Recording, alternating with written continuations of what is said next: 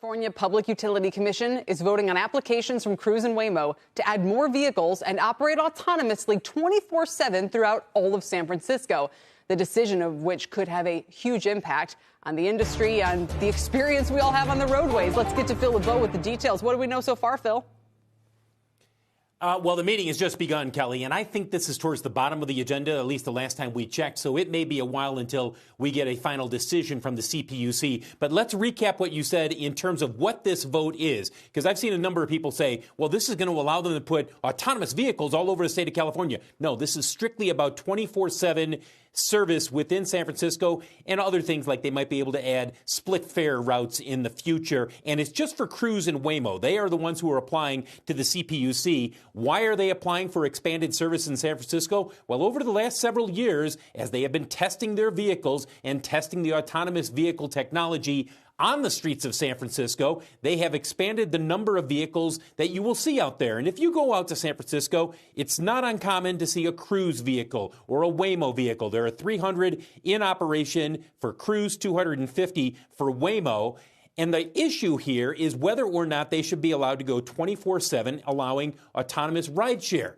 There are some city leaders within the city of San Francisco who are opposed to this. They point out that there have been some very high-profile incidents where autonomous vehicles have stopped in the middle of roads, have sometimes blocked emergency response vehicles from getting by, whether it's an ambulance, a fire truck, police car, whatever it might be. And in general, they're not quite ready for prime time. At least that's the contention of the officials for the city of San Francisco. So as you take a look at shares of General Motors, keep in mind that GM has a big bet on Cruise. It believes that Cruise will hit $1 billion in annual revenue by 2025, and it has been expanding the number of cities where Cruise is testing out its service.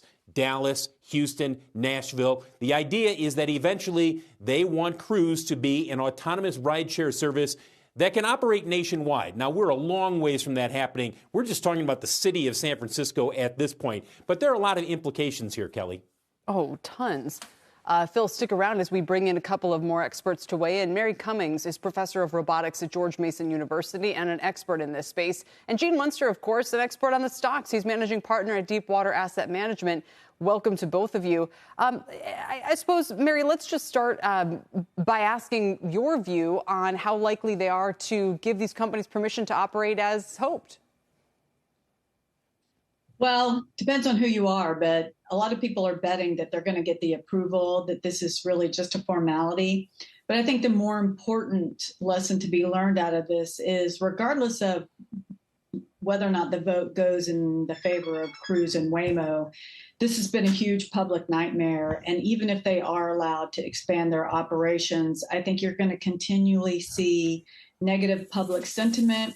Groups are going to continue to rally, and they're going to now create YouTube channels to continually rat out the behavior of cars when it turns out to be not very productive and or unsafe. And so it's kind of surprising that Cruise and Waymo are pushing so hard in San Francisco, because clearly it's not just the city officials, but the public is not crazy about this car. And even if they do win the vote, I do not see smooth sailing ahead. Gene, what would you say about that? And how are the sort of mega cap stocks most affected? Well, as far as the sailing ahead, I think that the topic of self-driving basically has three pieces to it. One is the problem. Humans are bad drivers, and disappointing to report 40,000 plus people lose their lives in auto accidents. Second is the tech. We're not there yet. Elon thinks we're there by the end of the year, which means we're probably a few years away. And then there's the political piece to the topic, and that's what that's the pressure point today.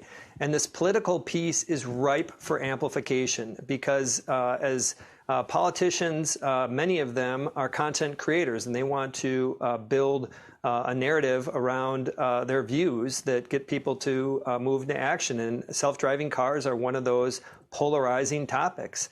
And I think ultimately is that this political piece today doesn't really change the outcome of what's going to happen with autonomous driving. In the end, autonomous driving is going to be here. And I think that we're all going to be very happy for that 5-10 years down the road. And if you think about companies that are going to benefiting from it, I think the two are most clear. Tesla, front and center.